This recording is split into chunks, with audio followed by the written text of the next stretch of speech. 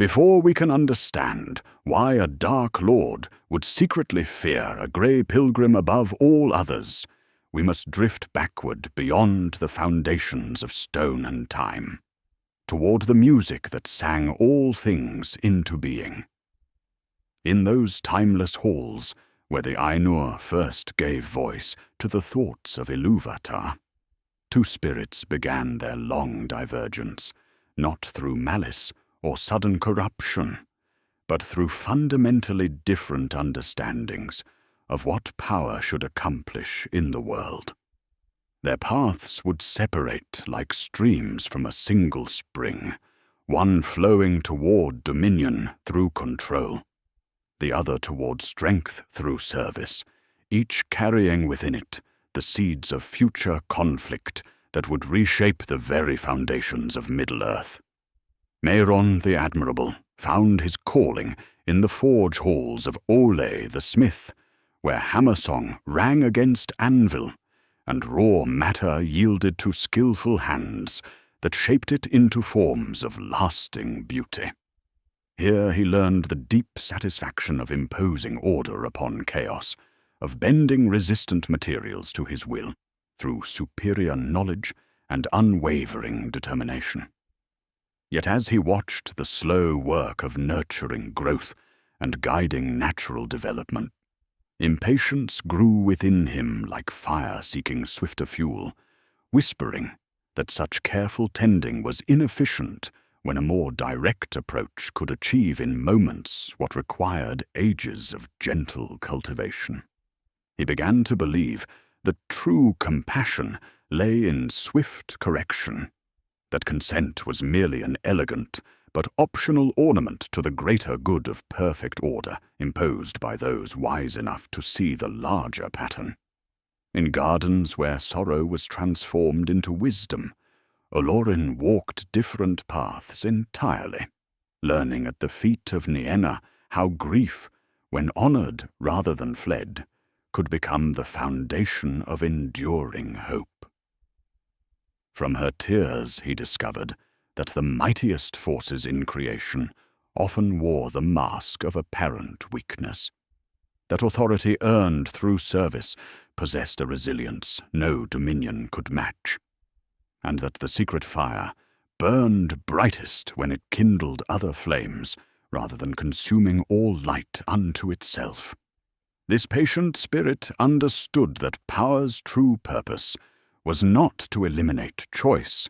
but to awaken courage in hearts that had forgotten their own strength, trusting in the slow but certain alchemy by which small acts of mercy echo through the ages, growing in meaning and consequence far beyond their humble origins.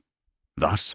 the asymmetry formed that would one day grip a Dark Lord's heart with secret terror, the fundamental inability to predict or counter a strength that grew through limitation,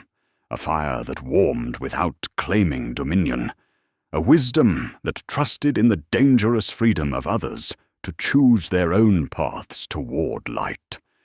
Sauron, as Mairon would become, built his understanding of power upon the bedrock of projection, assuming all beings ultimately sought mastery as he did, reading every act of mercy as camouflaged strategy for eventual conquest. What could such a mind make of a servant who grew stronger by giving strength away, whose very constraints became sources of authority no throne could grant? Soon these philosophies would be tested in diminished forms upon the shores of Middle-earth, where the patient cultivation of hope in unlikely hearts would prove more dangerous to tyranny than any army ever forged. The philosophies forged in timeless halls would soon face their testing in flesh and time, as grey ships approached Middle-earth, bearing 5 figures bound by sacred vows that would transform limitation into unexpected strength. At the Grey Havens, where salt winds carried both endings and beginnings, the Astari disembarked under divine constraints that seemed to diminish their radiance Even as they accepted their burden, memory veiled, power bounded, mortality embraced as the price of walking among those they had come to guide. Yet in this apparent weakening lay a paradox that would reshape authority itself in the Third Age, for what appeared as restriction would become the foundation of influence no dominion could match or corrupt. These were Maiar, spirits of immense power, yet their forms were aged, their recollections clouded, and their direct interference in mortal affairs strictly forbidden by the Valar who sent them. The mechanism of divine restraint took careful shape. They could not rule through fear or dominate through superior force, but must instead persuade through wisdom, guide through example, and trust in the free choices of those they served to determine Middle-earth's fate. This restriction, which would eventually chafe against the pride of some among their number, aligned perfectly with the understanding that true strength emerged from service freely given rather than obedience compelled through overwhelming might. Círdan the shipwright watched these diminished servants with eyes that had witnessed the rising of sun and moon, recognizing in the grey pilgrim something that transcended hierarchies of precedence and formal rank. When he placed Narya upon Gandalf's hand, the Elven Lord spoke of hearts grown cold, and the need for one whose fire could kindle courage in the darkest hours, seeing in this wanderer's acceptance of obscurity the very quality that made him worthy of the Red Ring's burden. The gift was no coronation, but trust invested in one whose strength would nourish others without claiming them as possessions or instruments of will.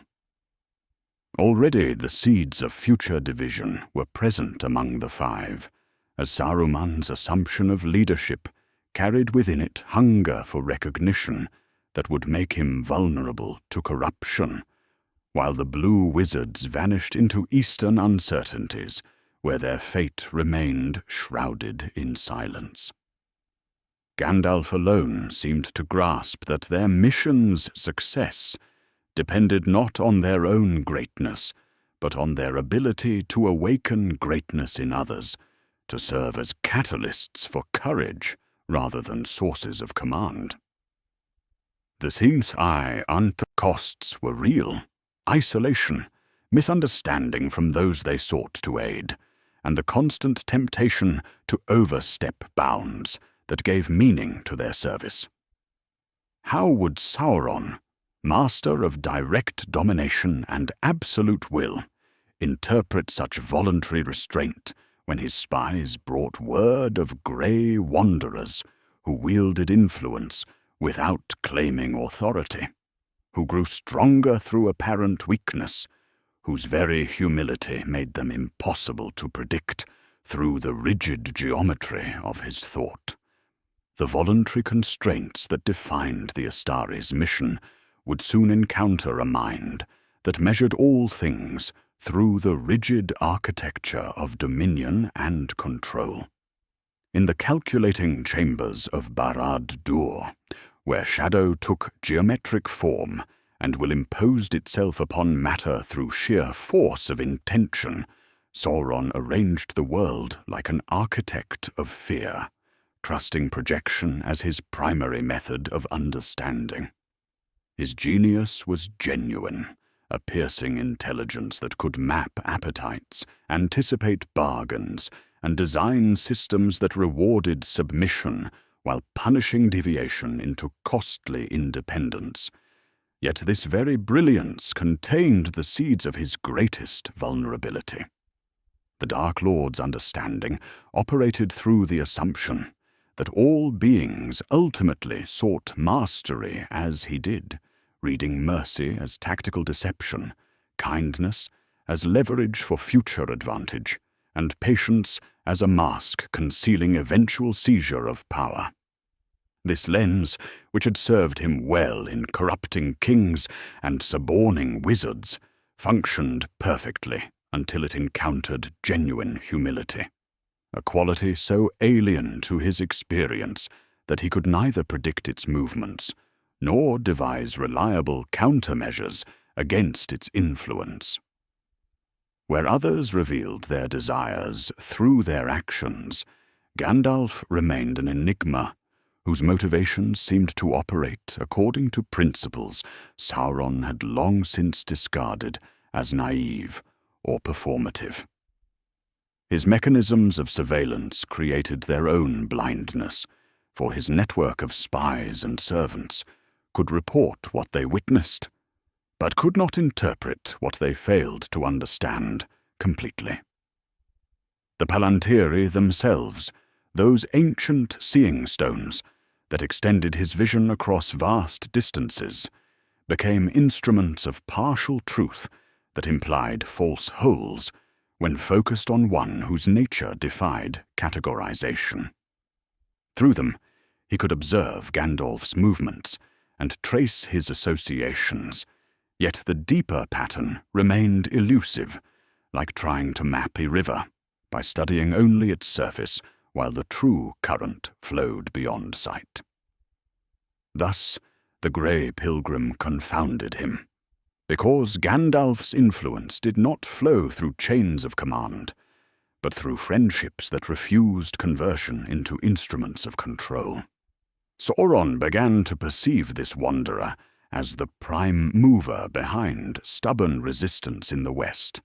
a figure whose arrivals correlated with reversals, whose counsel bred collaborations that resisted infiltration because their purpose outlived any single member. Each successful prediction bred confidence in his understanding, while each surprising development introduced new variables that his rigid calculations struggled to accommodate within their framework. The asymmetry that would define their conflict was taking shape. Sauron's need to control through prediction, confronting Gandalf's power, to inspire through unpredictable grace, tyranny's demand for certainty, meeting hope's willingness to trust in outcomes no strategy could guarantee. To address this growing threat, he would need more perfect instruments of control, artifacts that could not only observe, but also influence the very will of others, binding them to his purpose. But how did the circles of power behave, those subtle rings untouched by his hand, during their making? And what would their quiet harmonies reveal about the nature of authority he could neither comprehend nor counter? The instruments of perfect control that could solve the riddle of unpredictable resistance lay hidden within the very circles of power that had shaped the Second Age's rise and fall. From his need to predict and command all opposition, Sauron's attention turned to the rings themselves, those subtle artifacts where intention became law and will took physical form in bands of precious metal. In the halls of Ostin Edhill, he had taught the craft that bound power into gold, creating hierarchies of dominion where lesser rings answered to a master tone.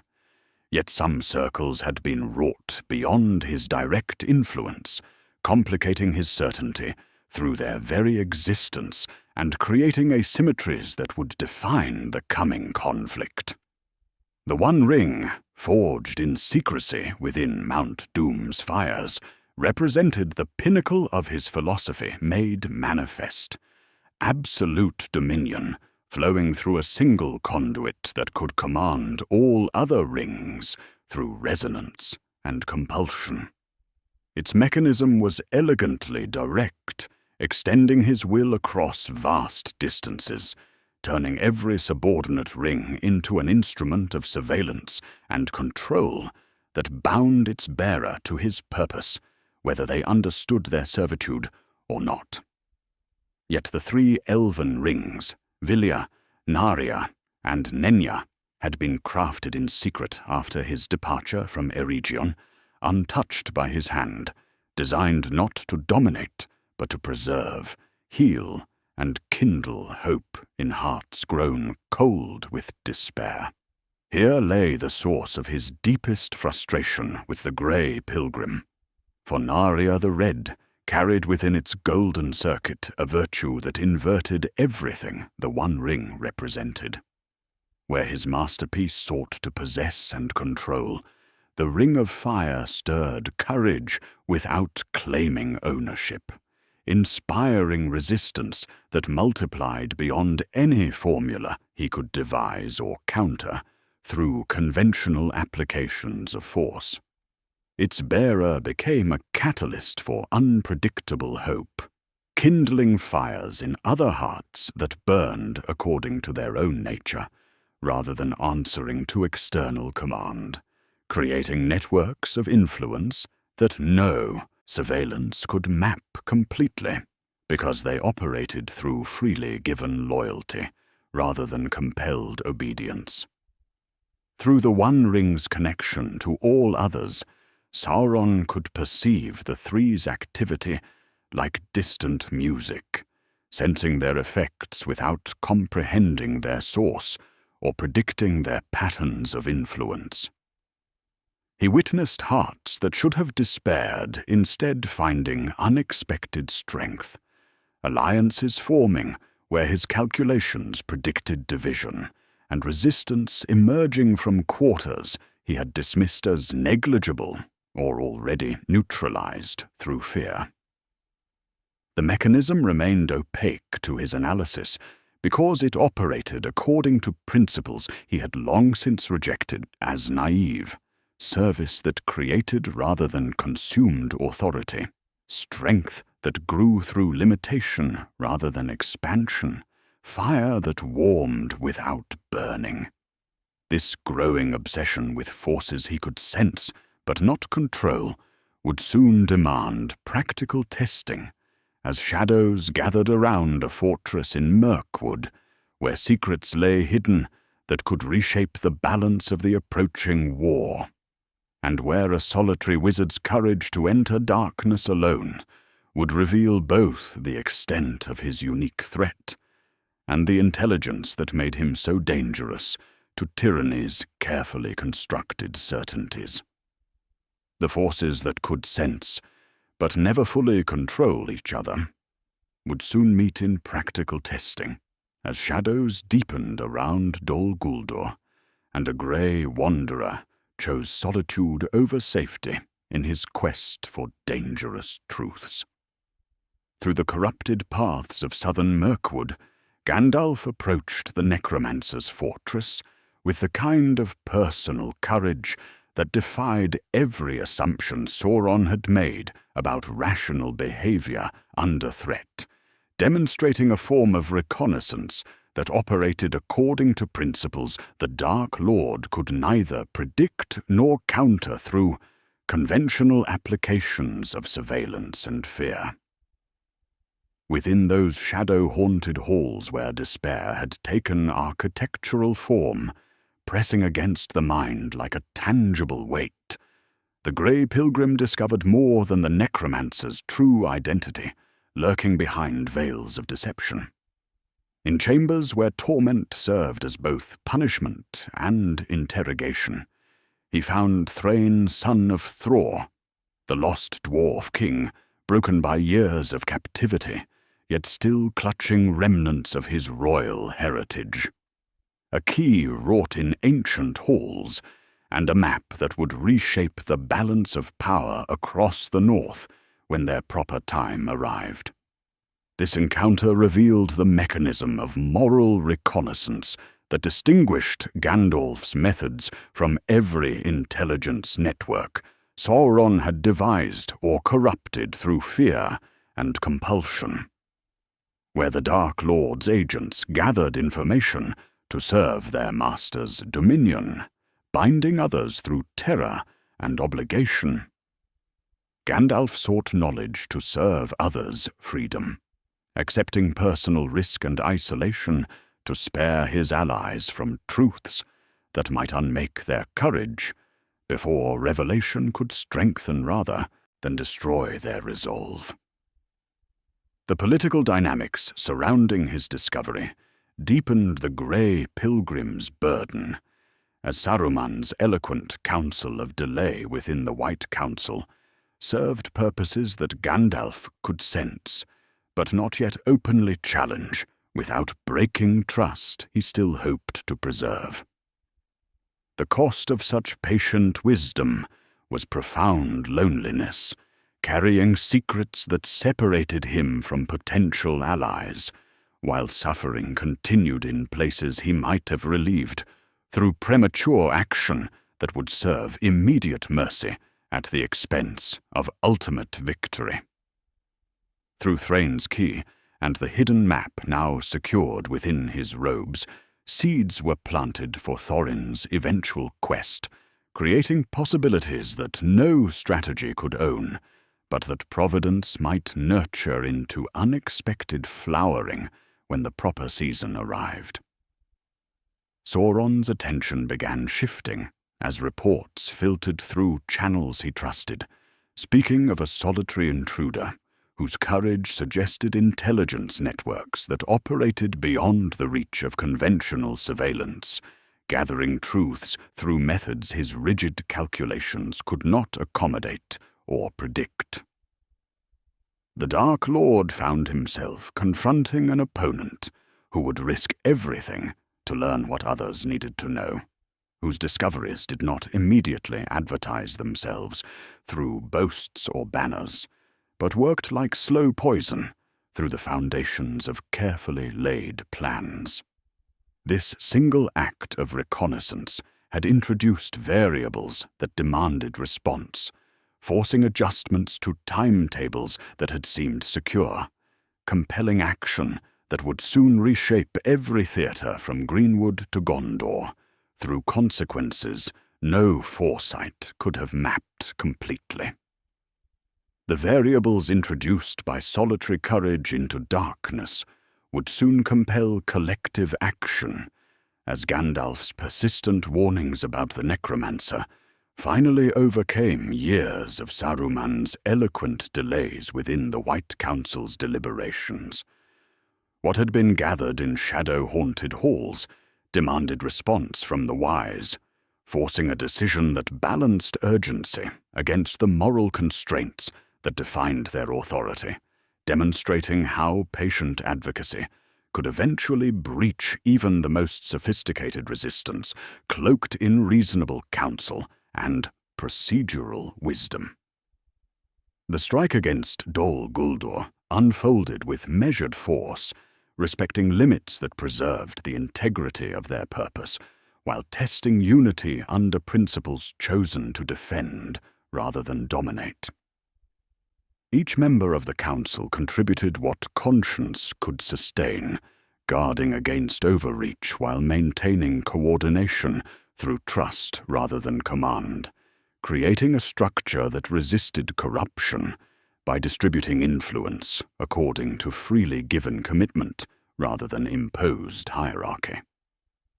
Galadriel's resolve and Elrond's balance steadied the decision, while Gandalf's insistence on timely action provided the catalyst that transformed deliberation into decisive intervention.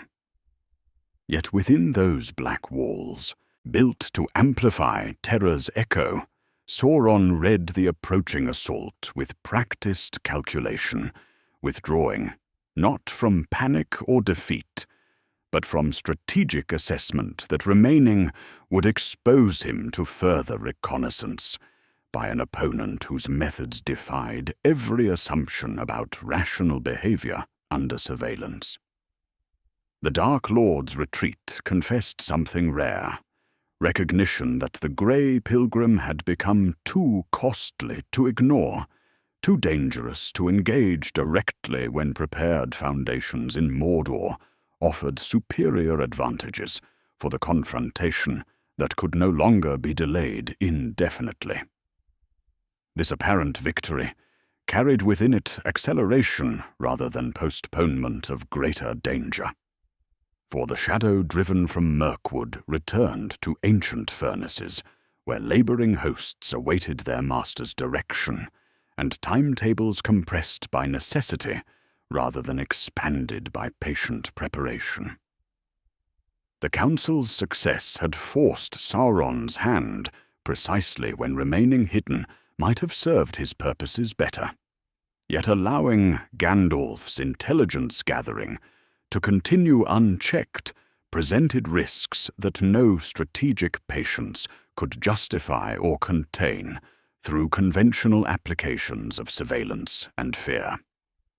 Reports began converging from servants who understood intimidation but not subtlety, speaking of roads and inns where a grey wanderer's presence correlated with unexpected resilience, of doorways where laughter suggested strength their masters could neither quantify nor predict through established methods of observation and control. Sauron recalibrated the distribution of his watchers, weighting surveillance toward western byways that had previously seemed beneath notice, while his curiosity sharpened toward patterns linking an overlooked land of tilled gardens with the Fire-Bearer, whose influence operated through networks no dominion could map or infiltrate successfully. The eye's focus was shifting toward a country so ordinary that its very insignificance had become its protection, where community could be strengthened without banners and resilience, woven through friendships that resisted manipulation because they served no ambition greater than contentment with simple things, creating the blindest spot in tyranny's visions through the dangerous alchemy of finding joy in what power dismissed as negligible. The ordinary country that had become tyranny's greatest blind spot lay nestled between river and hill, where Sauron's westward gaze searched for musters and banners, yet discovered only hedgerows, market gardens, and the gentle commerce of seasons untroubled by distant ambitions. In the Shire's green boundaries, empires found nothing to categorize as threatening, for here dwelt folk whose very contentment with simple pleasures created a form of cultural invisibility that operated like armor woven from satisfaction itself, demonstrating how power's most profound vulnerabilities often emerged from what it dismissed as beneath serious consideration in the grand calculations of dominion and strategic control. Gandalf had invested generations of patient friendship among people whose strength lay precisely in their lack of hunger for anything beyond well-tended gardens, comfortable hearths, and the reliable rhythms of harvest celebration that connected them to earth rather than empire. His cultivation followed mechanisms that inverted every assumption about influence, building relationships through genuine affection rather than calculated advantage, earning trust through decades of shared meals and stories rather than demonstrations of superior force, creating networks of loyalty that existed outside formal structures because they served no purpose greater than mutual regard, freely given and gratefully received across the comfortable span of ordinary years. Community functioned through hospitality, reputation, and expectation, weaving social bonds too commonplace for governors accustomed to reading power through columns, levies, and sworn oaths of allegiance. Decisions traveled along kitchen tables faster than mounted messengers could ride, producing coordination without councils or decrees, while shared memory bound neighbors into fidelity that dissolved when external pressure attempted ownership or conversion into instruments of distant will. Such domestic cadence concealed operational depth because harvest gossip carried more genuine intelligence than trained spies expected, precisely because it lacked strategic vocabulary, and proceeded from wholesome disinterest in the ambitions that tyranny trusted as universal motivators among all rational beings. The costs of this protective obscurity weighed heavily upon the Grey Pilgrim's conscience, for the Shire's innocence that rendered it invisible to hostile attention also made it profoundly vulnerable when secrecy inevitably failed under the pressure of greater stakes.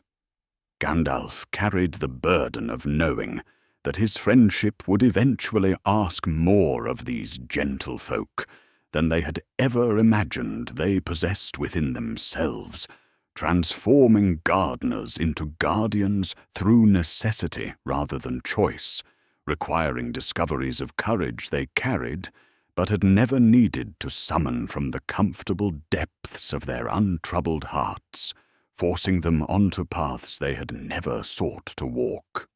Already the threads were tightening as whispered intelligence moved through corrupted channels, and the muttered name, Baggins, began its ominous journey toward chambers where such details would be weighed against larger patterns of unexpected resistance. Out of that protected soil had come Bilbo's unlikely act of pity in darkness underground, a choice that altered the arithmetic of domination beyond any surveillance network's ability to predict or account for through conventional applications of fear and manipulation. Meanwhile, Sauron's attention sharpened toward this improbable geography, trusting ancient seeing stones to pierce protective veils. Though such windows often reflected the Watcher's expectations, rather than revealing the world's true nature with the clarity their master assumed they provided. The ancient seeing stones that promised to pierce protective veils and reveal distant truths would become Sauron's most trusted yet treacherous instruments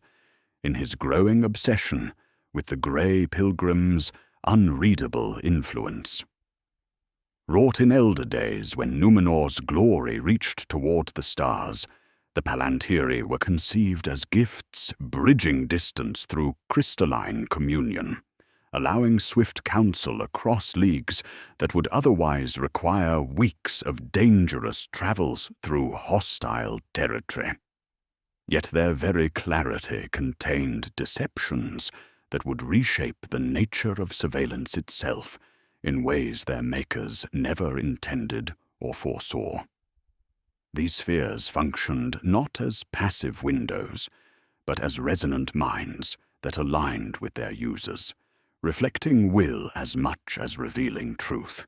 creating channels where the stronger spirit could shape what the weaker perceived, without uttering direct falsehoods or obvious manipulations. Sauron's mastery of the Ithilstone granted him the ability to present genuine scenes weighted by intention, showing accurate fragments while concealing context that might grant proportion, hope, or alternative interpretation, demonstrating how surveillance could become a weapon against the surveyor when partial truth masqueraded as complete understanding through the dangerous alchemy of curated revelation. Saruman approached the Orthanc stone with confidence born from scholarly mastery, presuming that knowledge properly arranged could inoculate wisdom against deception, yet pride rarely announced itself as vulnerability, but arrived disguised as prudent engagement with instruments designed for governance and strategic oversight. The White Wizard witnessed visions that fed his intellect with promises of partnership and shared dominion, gradually corrupting his counsel through exposure to a will that read every hesitation as weakness, every compromise as inevitable submission to superior force, until accommodation became policy, and policy transformed into betrayal of everything he had sworn to defend. Denethor's tragedy illustrated the cost of truth without mercy.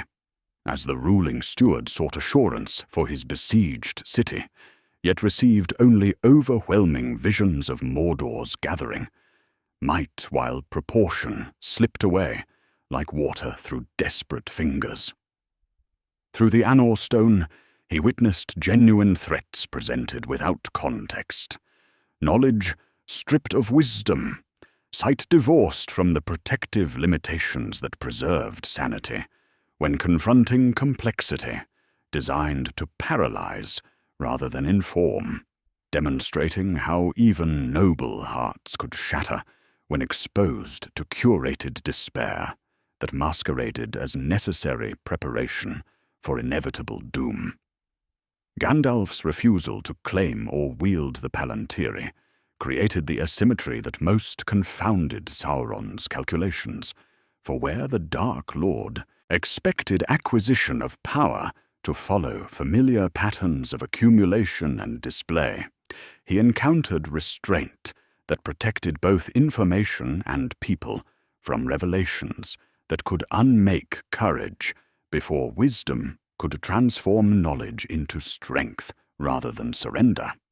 This deliberate limitation rendered the Grey Pilgrim unreadable to surveillance networks that trusted enhanced vision to reveal every secret worth knowing, creating intelligence gaps no amount of expanded observation could fill, because their source remained voluntarily outside the system entirely. The fire that Gandalf carried operated through principles that no seeing stone could map or master, kindling warmth in hearts without claiming ownership of the flames it lit, creating authority through service rather than seizure, demonstrating a form of influence that grew stronger through limitation rather than expansion, suggesting powers that transcended the geometry of dominion entirely. The powers that transcended surveillance networks through voluntary restraint found their deepest expression in the hidden fire that Gandalf carried upon his hand, where Naria's quiet virtue created the exact form of resistance that no dominion could predict, manipulate, or ultimately comprehend. While Sauron's instruments revealed fragments weighted by his own expectations, the Red Ring operated according to principles that inverted every assumption about authority's proper source and function, demonstrating how strength could emerge through service rather than seizure, how influence could multiply through limitation rather than expansion, and how fire could warm without claiming ownership of the hearts it touched with its gentle but persistent flame. Naria's mechanism transformed the very nature of leadership, from conquest to catalysis, stirring courage that burned according to each recipient's own character, rather than answering to external command or manipulation through fear and compulsion. Where the One Ring sought to possess and control its subjects through bonds that reduced free will to mere illusion, the Ring of Fire kindled hope without claiming dominion over the spirits it awakened, creating networks of resistance that connected strangers across vast distances through shared commitment to principles larger than personal survival or immediate comfort. This renewable courage proved especially dangerous to tyranny because it operated through contagion rather than conscription, spreading from heart to heart through example and encouragement rather than decree or strategic manipulation. The costs of bearing such responsibility across the long ages weighed heavily upon the Grey Pilgrim's spirit, for Naria sustained its wielder while binding him to witness the inevitable diminishment of all he worked to preserve and protect through patient cultivation. The fire that kindled hope in others could not eliminate his own sorrow, at partings that grew more frequent as the Third Age drew toward its appointed close, nor could it promise easy victory to those whose courage he awakened, only the strength to endure whatever trials Providence might require of them, in service of purposes greater than individual safety or the comfortable certainties of peaceful times. Sauron's growing obsession with effects he could sense but never source reflected his fundamental inability to account for influence that operated outside established patterns of dominion and submission, creating consequences that multiplied beyond any formula his rigid calculations could accommodate or counter through conventional applications of surveillance and strategic intimidation. Through his connection to the One Ring, he witnessed hearts that should have despaired instead finding unexpected strength, alliances forming where his projections predicted division, and resistance emerging from quarters he had dismissed as negligible. Yet the precise mechanism remained opaque to analysis because it functioned through freely given loyalty,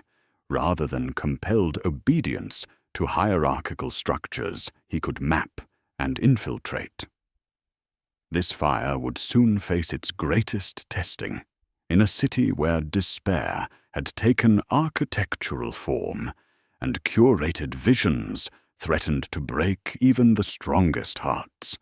where the White Rider would demonstrate how authority earned through service could sustain hope when all conventional sources of strength had been systematically undermined through psychological warfare designed to transform defenders into instruments of their own defeat. The fire that would face its supreme testing arrived at Minas Tirith's gates in the form of the White Rider, where Gandalf demonstrated the precise leadership that Sauron most feared, authority earned through service rather than seized through dominion, strength that sustained others without claiming them as instruments of will. Upon those ancient walls where despair had been systematically cultivated through curated visions and psychological warfare, the Grey Pilgrim wielded influence without ownership, becoming the guardian the city desperately needed while respecting the autonomy of those he served,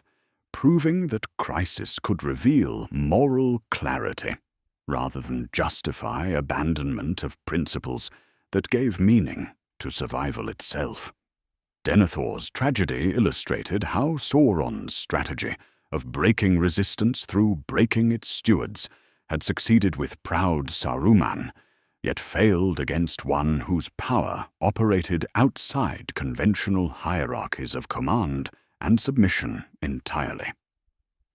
The ruling steward, consumed by fragments of truth divorced from hope, sought to transform his curated despair into policy for others, demanding that the city embrace the hopelessness that had paralyzed his will through exposure to visions designed to break rather than inform those who witnessed Mordor's gathering might. Gandalf's refusal to accept such counsel created friction that revealed the deeper conflict between leadership earned through patient service and authority, claimed through birthright or appointed position alone. The mechanisms of crisis governance under moral constraints required delicate balance, as the White Rider neutralized the enemy's psychological warfare while maintaining respect for legitimate structures of rule, demonstrating how influence could flow through freely given trust rather than imposed coercion, even when time pressed and stakes demanded swift decisions without luxury of extended deliberation among competing perspectives and fractured counsels. His intervention prevented the pyre that would have consumed both steward and heir, not through superior force, but through patient application of wisdom that recognized despair as enemy strategy rather than inevitable response to genuine threat, showing how hope could be restored through actions that honored dignity rather than imposing salvation upon unwilling recipients. The costs of such restrained leadership accumulated in profound isolation and persistent misunderstanding, as Gandalf absorbed suspicion and resentment from those whose fears he could not eliminate, only help them bear with greater courage than panic could provide under such extreme circumstances, threatening everything they held dear. His authority derived not from claiming control, but from accepting responsibility without guarantee of success, serving purposes larger than personal survival, while trusting that others would discover their own strength when offered support rather than domination, creating influence that multiplied through example rather than diminishing through exercise in service of immediate tactical necessity or strategic advantage. This demonstration of power exercised through limitation rather than expansion would soon reveal its ultimate design on a grander scale. As the board itself demanded examination to understand how fragmenting resistance into fellowships and errands could conceal true purpose from surveillance networks designed to map conventional preparations, steering the eye's attention toward familiar threats, while Real's victory moved through paths no traditional strategy could own or predict through established calculations. The demonstration of authority through service rather than seizure at Minas Tirith revealed only one movement in a vast symphony of strategy that operated according to principles no conventional warfare could accommodate or predict through established patterns of dominion and resistance. Rising above the immediate theater of siege and defense, we glimpse the architecture of Gandalf's grand design, a pattern that fragmented power into fellowships and errands whose true purpose remained hidden even from many of their participants, creating possibilities that depended upon the free choices of hearts touched by hope rather than the rigid calculations that governed tyranny through systematic manipulation of predictable appetites for survival and advancement under extreme duress. This approach inverted every assumption Sauron held about how rational beings pursued victory when survival itself hung in the balance between competing forces of overwhelming magnitude and strategic complexity. Where the Dark Lord concentrated might into hierarchies that amplified his will through chains of command, extending from Barad-dûr to the furthest outposts of his expanding dominion, Gandalf dispersed influence through relationships that resisted infiltration because they served purposes larger than personal advancement or immediate tactical necessity imposed from above through intimidation and carefully calculated rewards for submission to superior force applied through established methods of coercion and control. The Fellowship itself embodied this philosophy, made manifest, bringing together representatives of the free peoples, not through treaty or alliance negotiated between competing interests, seeking advantage through traditional calculations of strength and weakness, but through individual commitment to a burden no strategy could guarantee would succeed through conventional applications of military might or diplomatic maneuvering among established powers. Each member carried knowledge sufficient for their portion of the journey, while remaining ignorant of details that might break their resolve, if fully comprehended, before experience had strengthened their capacity to bear such weight with dignity rather than despair, demonstrating how information itself could become both weapon and shield when properly distributed according to each recipient's ability to transform knowledge into constructive action rather than paralyzing fear of consequences beyond individual control. This mechanism of distributed authority functioned like an ecology rather than machinery, creating interdependence of choices cultivated across years until maturity could bear extraordinary strain without breaking under pressure, that would shatter more rigid structures designed for efficiency rather than resilience. Songs, stories, and shared meals served as hidden logistics, provisioning hearts for endurance while conveying meanings whose practical power remained unreadable to instruments tuned for terror,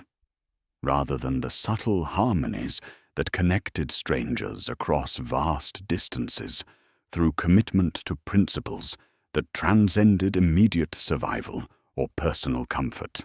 when faced with overwhelming odds and systematic attempts to break morale through curated despair. Aragorn's revelation through the Palantir represented perhaps the most audacious gambit in this grand design, as the rightful king claimed his inheritance not through conquest, but through moral authority demonstrated across decades of service in obscurity, using Sauron's own instrument of surveillance to declare legitimacy, while creating deliberate misdirection that presented the enemy with exactly the kind of conventional threat his calculations were designed to address through superior numbers and established defensive advantages.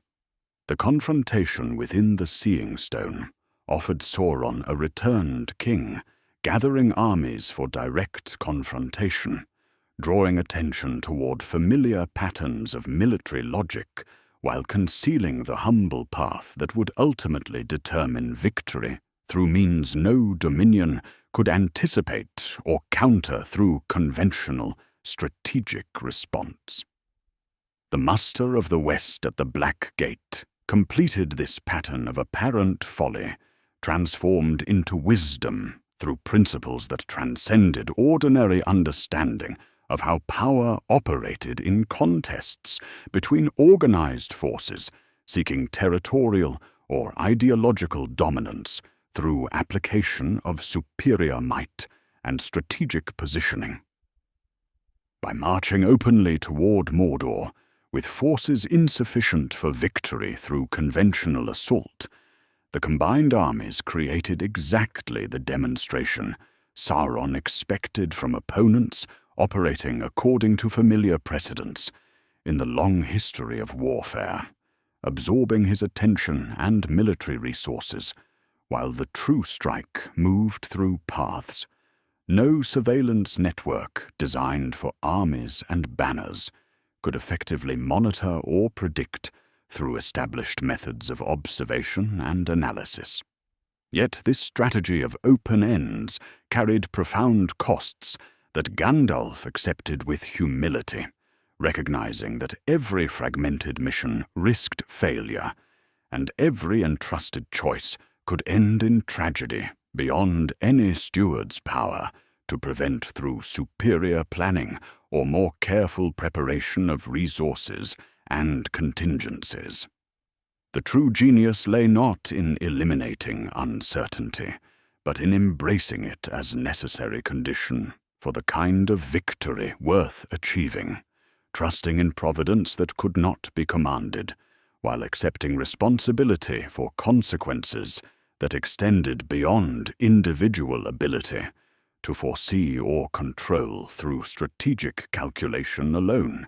demonstrating leadership that resembled gardening more than generalship in its patient cultivation of diverse capacities. Gollum's survival exemplified the dangerous grace embedded within this approach, retaining possibility beyond justice through an earlier act of pity that created variables. No conventional wisdom could assign proper value or predict reliable outcomes from when circumstances shifted beyond all expectation. This creature of divided nature held potential that transcended strategic planning, representing the ultimate open end in a design that trusted Providence to weave together threads no single hand could arrange according to predetermined pattern or desired result, accepting that mercy might prove decisive, where strength alone could never reach the places where fate waited with patient hands. The convergence of all these threads toward a single moment would soon test whether voluntary limitation could indeed prove stronger than unlimited dominion, whether authority earned through service could withstand the ultimate temptation, and whether the refusal of absolute power could paradoxically grant the influence needed to preserve what dominion would inevitably destroy through its very success in eliminating all alternatives to its own expansion. The strategy of open ends that had scattered possibility across Middle-earth like seeds upon fertile ground now converged toward a single moment where every thread would be tested by the ultimate temptation, and where Gandalf's response would crystallize everything Sauron feared about his nature into one choice that transcended all calculations.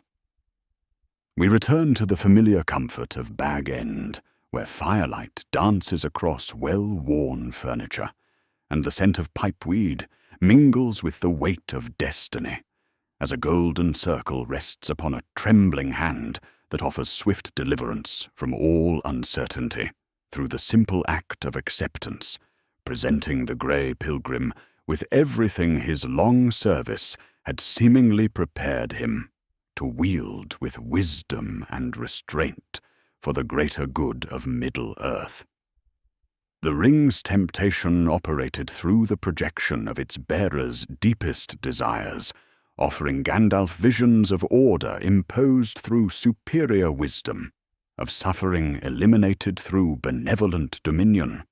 of the slow work of persuasion replaced by swift correction that could accomplish in moments what required ages of patient cultivation and uncertain cooperation from hearts that might choose differently when offered genuine freedom.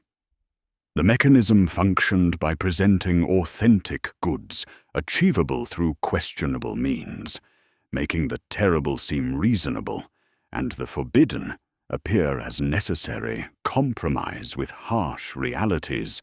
that gentler methods could never address with sufficient efficiency to eliminate the persistent sources of evil that plagued a world where good intentions often produced unintended consequences through the complex interactions of free will and circumstance.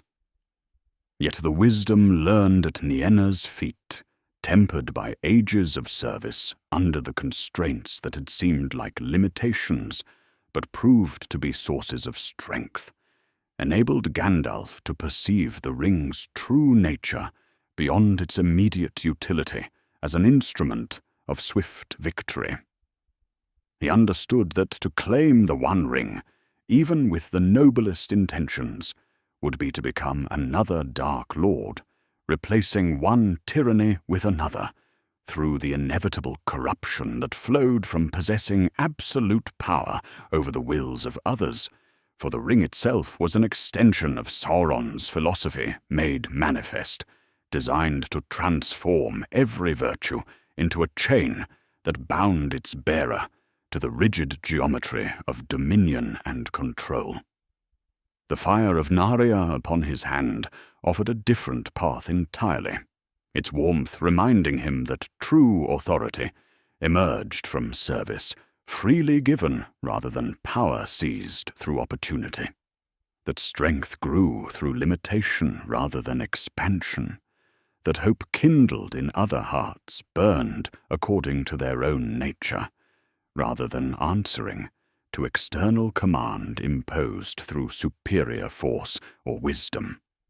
This refusal struck at the very foundation of Sauron's understanding, invalidating every assumption about rational behavior under ultimate temptation, while confirming the Dark Lord's deepest fears about an opponent whose strength operated according to principles he had long since dismissed as naive performance, concealing more conventional appetites for dominion.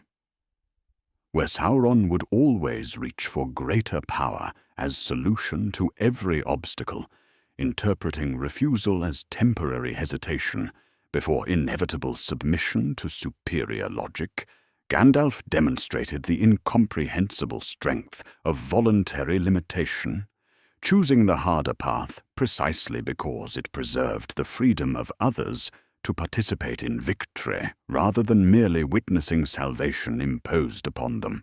by wiser authorities operating according to principles they could neither understand nor meaningfully consent to through genuine choice rather than grateful submission to benevolent tyranny. The mechanism of refusal functioned through self-knowledge, cultivated across ages of patient service, enabling Gandalf to recognize that his compassion and righteous anger, magnified through the ring's power, would inevitably fuse into zealotry that brooked no dissent from his vision of perfect order,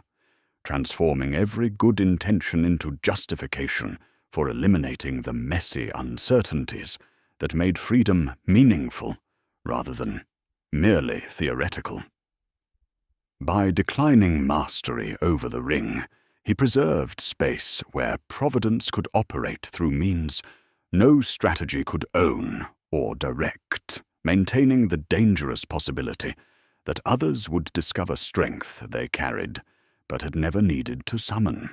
demonstrating leadership that resembled faith more than generalship in its willingness to depend upon variables no calculation could predict or manipulate through established methods of influence and control, applied according to tested principles of motivation under extreme pressure. Sauron's terror reached its apex because this moment revealed the fundamental asymmetry that had haunted their conflict since its earliest stirrings in the music's timeless halls,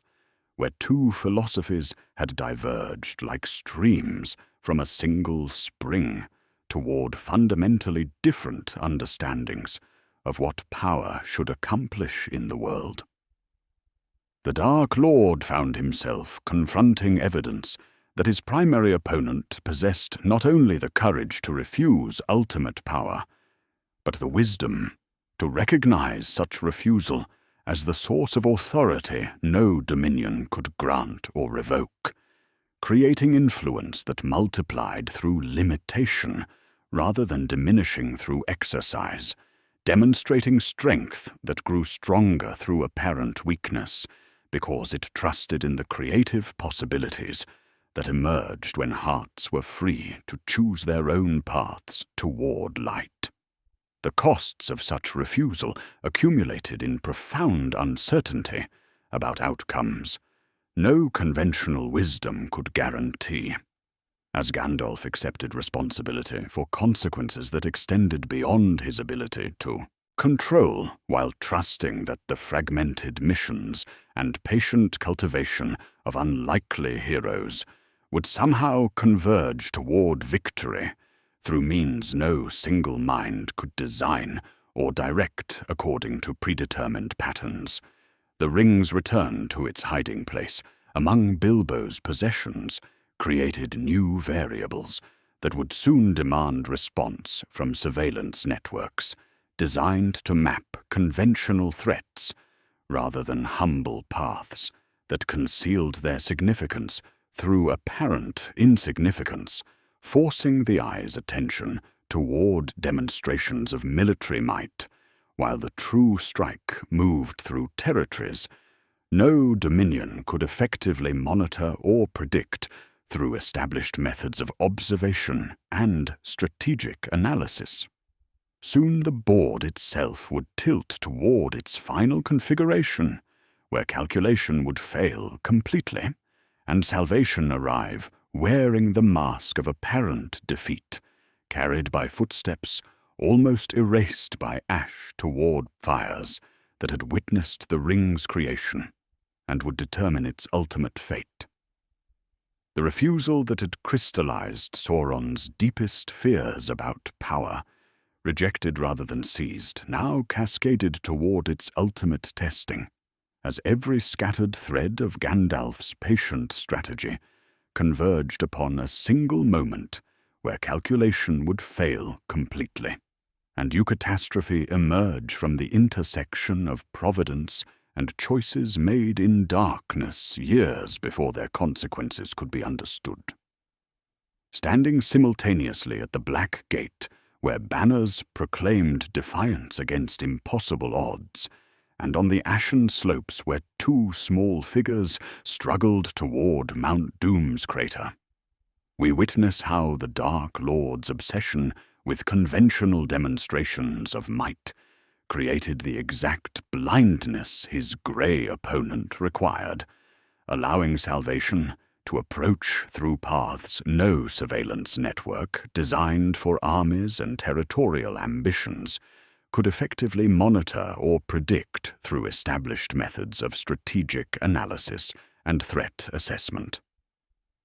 Sauron's attention fixed upon Aragorn's revelation through the Palantir with the intensity of recognition meeting familiar patterns, as the returned king gathered armies for direct confrontation that aligned perfectly with every precedent in the long history of warfare between organized forces seeking dominance through superior numbers and strategic positioning across territories that mattered according to established military doctrine.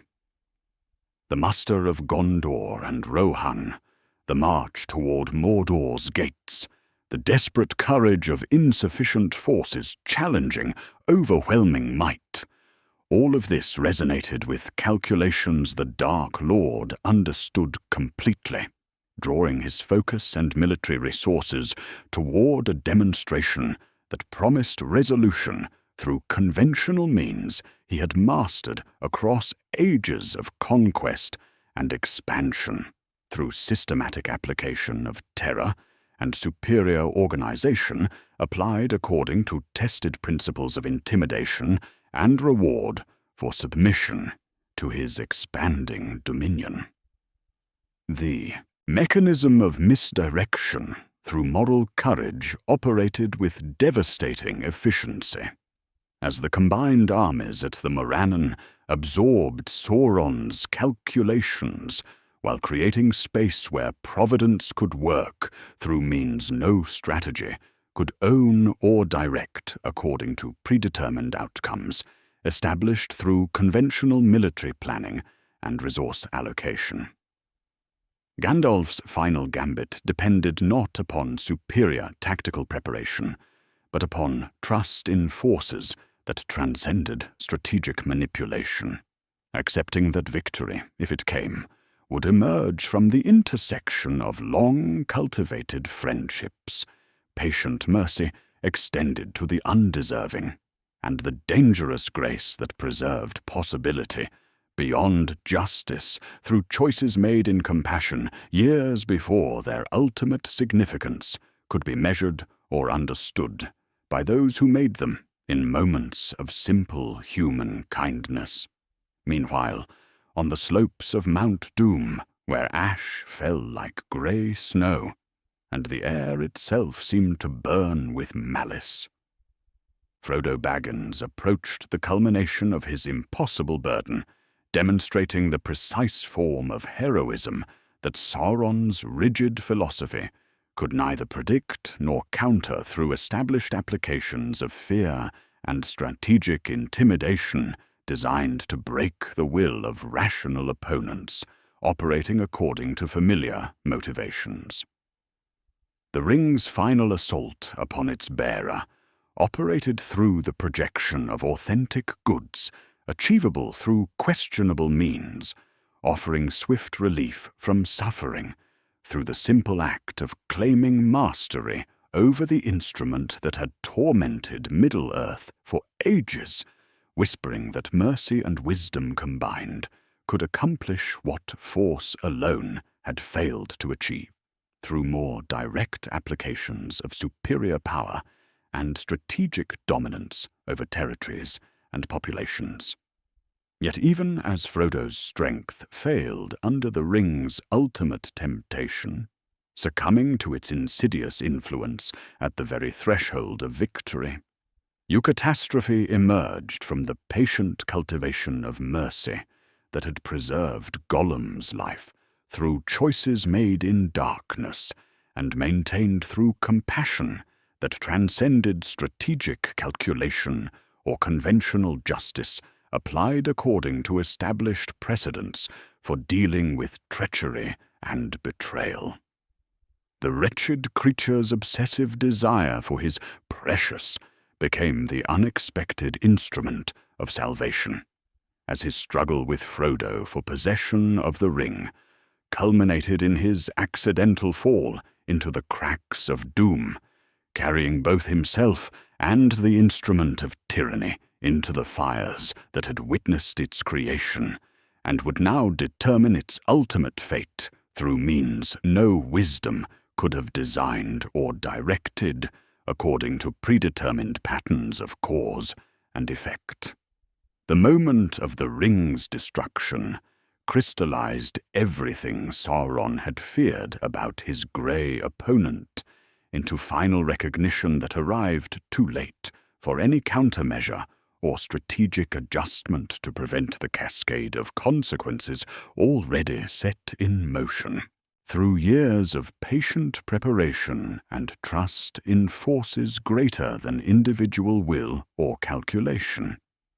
his obsession with controlling outcomes through superior force and rigid analysis had blinded him to the creative possibilities that emerged when power was exercised through limitation rather than expansion, when authority served rather than commanded, when strength grew through apparent weakness because it trusted in the dangerous freedom of others to discover capacities they carried, but had never needed to summon from the depths of their previously untroubled hearts and comfortable assumptions about their own limitations under extreme pressure. The collapse that followed was not merely military but philosophical, as the rigid architecture of dominion built upon the assumption that all rational beings ultimately sought mastery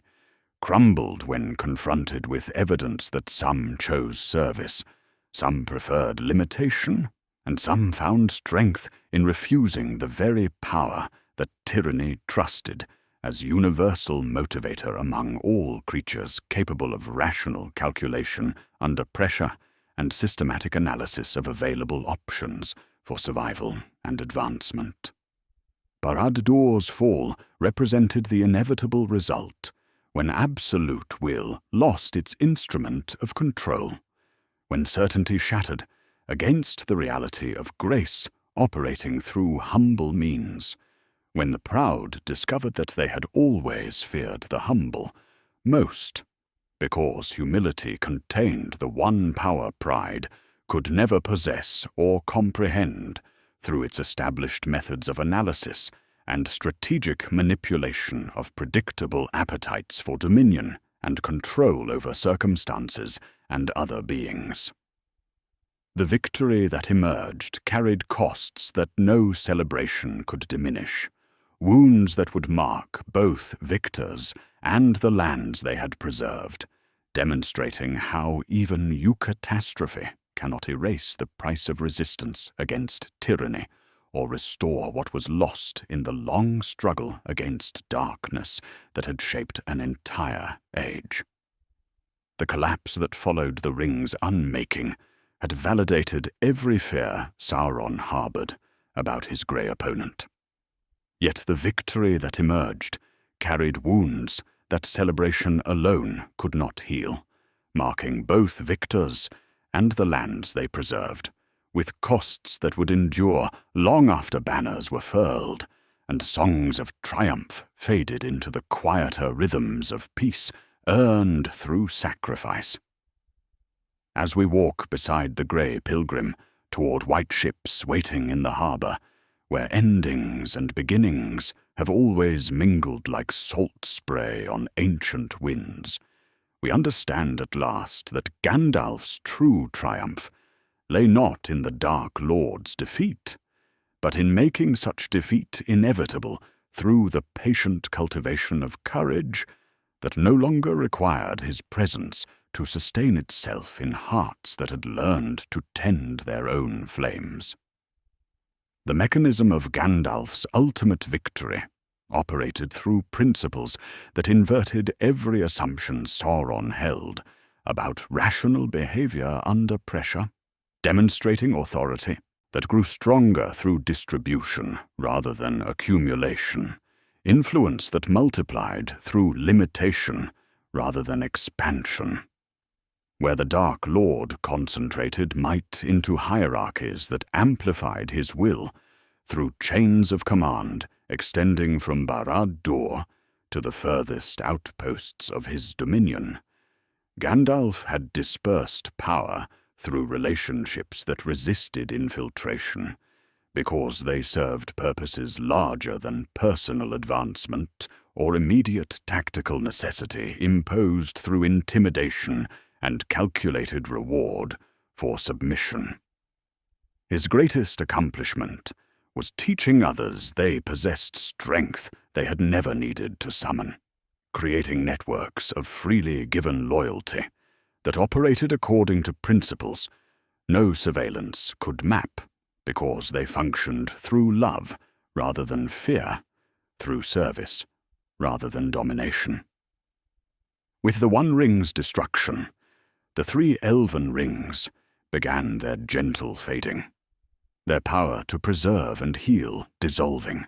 not as defeat but as natural consequence of purpose fulfilled,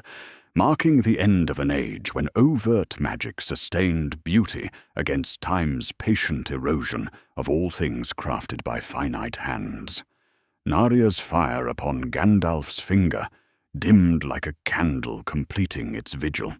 its warmth transforming into memory that would endure in habits of courage and kindness, multiplied through countless hearts across Middle-earth, demonstrating how true influence operates through inspiration rather than compulsion, through example rather than edict. This fading carried profound symbolism, for the rings of power had represented the attempt to impose permanence upon a world designed for growth through change, and their passing marked the beginning of an era where mortals would shape their own destiny without constant guidance from beings whose memory stretched back to creation's earliest songs. The Shire's healing after the Battle of Bywater revealed how thoroughly Gandalf's investment in unlikely heroes had transformed a protected people into protectors capable of defending their own peace through methods that honored both courage and mercy, applying lessons learned in darkness to the preservation of light without losing the gentleness that had made their land worth defending. Sam Gamgee's patient restoration of gardens scarred by malice showed how hope could be planted in wounded soil and nurtured back to fruitfulness through skills learned in service to friendship rather than ambition, while the community's resilience demonstrated that ordinary folk possessed extraordinary capacity for renewal when supported by networks of mutual care rather than directed by distant authorities. Meanwhile, Aragorn's reign in Gondor promised healing guided by justice tempered with mercy, authority exercised through service rather than claimed through conquest, proving that Gandalf's influence had prepared leaders who understood power as stewardship rather than possession. At the Grey Havens, Gandalf's departure marked not abandonment but graduation, the quiet politics of knowing when presence would begin to inhibit what patient cultivation had labored to achieve, demonstrating leadership that resembled teaching more than commanding, in its willingness to trust that others would discover capacities they carried, but had never needed to summon until circumstances demanded growth beyond comfortable assumptions. His boarding of the White Ship represented the ultimate expression of the restraint that had defined his entire mission, choosing departure over the temptation to remain as permanent guardian, trusting Middle-earth's peoples to continue the work of building peace without constant supervision from those whose wisdom derived from direct participation in creation's foundational harmonies. The sorrow of parting was real, yet it carried within it profound hope. For true guidance concludes by making itself unnecessary, enabling the protected to become protectors in their turn, without perpetual dependence on external sources of strength or direction. Our journey reaches its quiet resolution with mature understanding of why the proud had always feared the humble most profoundly, for humility contained the one power that pride could never possess or comprehend through established methods of analysis and strategic manipulation of predictable appetites for dominion and control. Sauron's terror had been justified because Gandalf embodied strength expressed through restraint, authority earned through service, and fire that kindled hope rather than dominated will, creating influence that operated through dangerous grace rather than calculated coercion, through patient trust in others' capacity for growth rather than systematic elimination of alternatives to his own vision. The Fourth Age that dawned with the Grey Ship's departure would test whether seeds planted through decades of friendship had taken root deeply enough to sustain growth without constant tending. Yet the very possibility of such testing represented victory more profound than any conquest, proving that the deepest strength often masquerades as weakness to eyes that understand only power's outward display. For those who wish to continue walking these twilight paths, the fading of the Eldar, and what it means for a world without rings, offers adjacent mysteries worth contemplating. But for now, we rest with our question answered. The might Sauron could not predict or counter was compassion wedded to wisdom, service that created rather than commanded, hope that multiplied through the simple act of believing in others.